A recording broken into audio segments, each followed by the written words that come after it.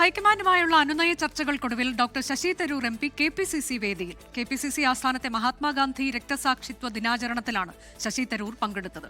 കോൺഗ്രസിൽ ഉറച്ചു നിൽക്കുമെന്നും കഴിഞ്ഞുപോയ കാര്യങ്ങളെക്കുറിച്ച് പറയാനില്ലെന്നും ഡോക്ടർ ശശി തരൂർ പ്രതികരിച്ചു. പാർട്ടിയിൽ അർഹമായ പ്രാധാന്യം ഉറപ്പാക്കുമെന്നാണ് ശശി തരൂരിന് രാഹുൽ ഗാന്ധി നൽകിയ ഉറപ്പ്.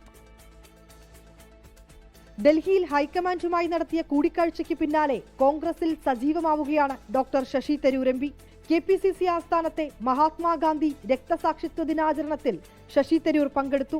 കോൺഗ്രസിൽ ഉറച്ചു നിൽക്കുമെന്നും കഴിഞ്ഞുപോയ കാര്യങ്ങളെക്കുറിച്ച് പറയാനില്ലെന്നും പ്രതികരണം.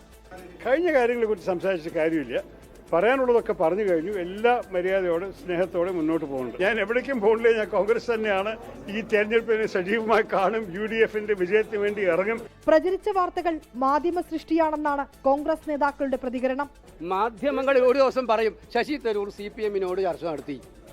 ശശി തരൂർ നിഷേധിച്ചാൽ നിങ്ങളിപ്പോൾ അത് വിശ്വസിക്കുന്നില്ല. കോൺഗ്രസ് പ്രവർത്തക സമിതി അംഗമാണ് അദ്ദേഹം കോൺഗ്രസ് പാർട്ടിയുടെ തെരഞ്ഞെടുപ്പ് ക്യാമ്പയിനിൽ വളരെ സജീവമായി ശക്തമായിട്ട് പാർട്ടി നിർദ്ദേശങ്ങളുമായി ബന്ധപ്പെട്ടുണ്ടാകും. രാഹുൽ ഗാന്ധിയുമായി നടത്തിയ 2 മണിക്കൂർ കൂടിക്കാഴ്ചയിൽ കൊച്ചിയിലെ മഹാപഞ്ചായത്ത് പരിപാടിക്കിടെയുണ്ടായ അതൃപ്തി ഉൾപ്പെടെ ശശി തരൂർ നേതൃത്വത്തെ അറിയിച്ചിരുന്നു. തനിക്ക് മുഖ്യമന്ത്രി മോഹം ഉണ്ടായിരുന്നില്ലെന്ന് നേതൃത്വത്തോട് ശശി തരൂർ വ്യക്തമാക്കി. നിയമസഭാ തെരഞ്ഞെടുപ്പ് അടുക്കുന്ന പശ്ചാത്തലത്തിൽ നേതാക്കൾ ഒറ്റക്കെട്ടായി നിൽക്കേണ്ട സമയമാണെന്നും തെരഞ്ഞെടുപ്പ് പ്രചാരണത്തിൽ സജീവമാകണമെന്നും ഹൈക്കമാൻഡ് ശശി തരൂരിന് നിർദ്ദേശം നൽകിയിരുന്നു. 24 ഡൽഹി. ലോകത്തെവിടെയായാലും ഏത് സമയത്തും 24 വാർത്തകളും ഓഗ്മെന്റഡ് റിയാലിറ്റി പാക്കേജുകളും എക്സ്പ്ലെയിനറുകളും വിശദമായി കാണാൻ ഞങ്ങളുടെ YouTube ചാനൽ നിങ്ങൾക്ക് സബ്സ്ക്രൈബ് ചെയ്യാം.